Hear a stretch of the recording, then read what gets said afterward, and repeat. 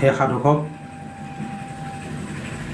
পঞ্চৰাত্ৰ তন্ত্ৰত ভকত শব্দৰ সুন্দৰ ব্যাখ্যা আছে, জানোচোন আহক। ভকত তিনিটা শব্দ। ভ শব্দ ভগৱন্ত ভৱ বিমোচন, ভজন ভক্তিত পূৰ্ণ হোমন্ত সিজন।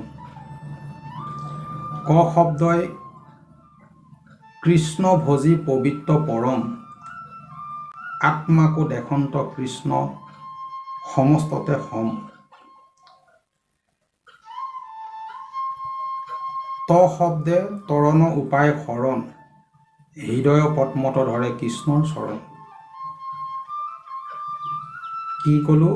ভ শব্দই ভগৱন্ত ভৱ বিমোচন, ভৱ বিমোচন, আৰু ক শব্দই কৃষ্ণ ভজি পবিত্ৰ পৰম, ত শব্দই তৰণ উপায় শৰণ।